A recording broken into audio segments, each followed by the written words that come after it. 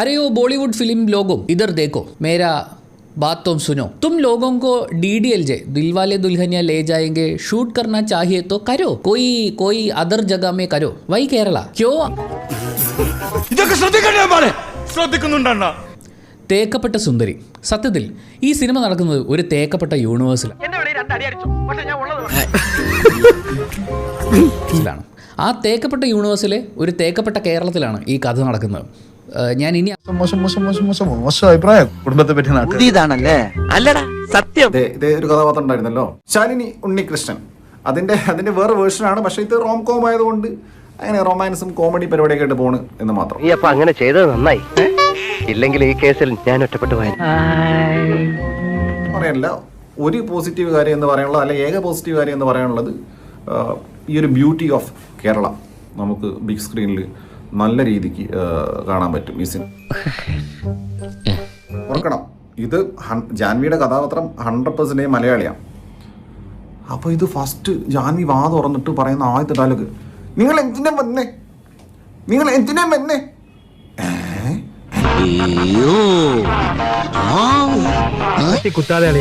ഒരബദ്ധം പറ്റിപ്പോയി. അവിടുന്ന് തുടങ്ങിയിട്ട് അവിടെ ആരംഭിക്കുക മലങ്കൾട്ട്. ഇദ്ദേഹം ബൂട്ടാട്ടേക്കുന്നത് നല്ല കോമ്പിനേഷനാണ്, ബൂട്ട്സും മുണ്ടും. ഇതിട്ടിട്ട് ലാസ്റ്റ് ഇദ്ദേഹം ഒരു തെങ്ങിന്റെ മുകളിൽ വലിഞ്ഞു കയറുക, ബൂട്ടിട്ടിട്ട് തെങ്ങിൽ കയറുക.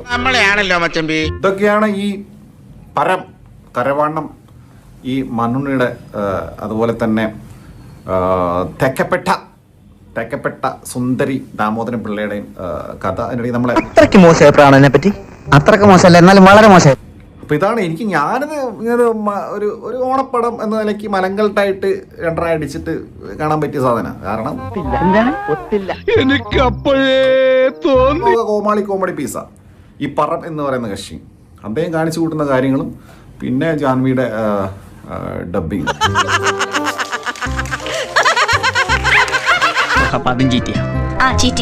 പിന്നെ റേഞ്ചിന് വേണ്ടി തെങ്ങി കയറിയിരിക്കുക. റേറ്റ് സാധനങ്ങളാണ് നമ്മുടെ നാട്ടിൽ റേഞ്ചേ ഇല്ലെന്നാണ് പറയുന്നത്.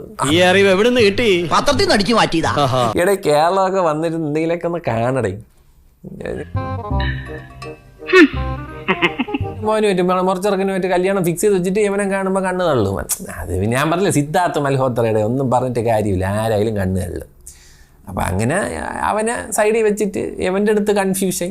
ഏത് ഇപ്പോഴത്തെ കാലഘട്ടത്തിലെ സിറ്റുവേഷൻഷിപ്പ് പരിപാടി അത് തന്നെ. അങ്ങനെയൊക്കെ അയ്യോ എന്താ ഒരു പാടം എടുത്ത് വെച്ചേക്കണ്. കേരളത്തിന്റെ ഒരു തേങ്ങയും അറിഞ്ഞുകൂടാതെ പിന്നെ നല്ല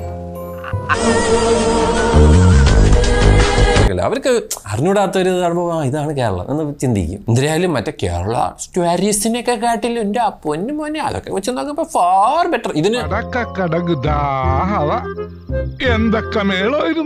നാഷണൽ അവാർഡ് കിട്ടുമെന്നാണ് എനിക്ക് തോന്നുന്നത്. ബെസ്റ്റ് ഡയറക്ഷൻ, സിനിമാറ്റോഗ്രഫി, ആക്ടിങ് ഒക്കെ അടുത്ത വർഷത്തെ നാഷണൽ അവാർഡ് വാങ്ങിക്കാൻ പോകുന്ന സിനിമയാണിത്.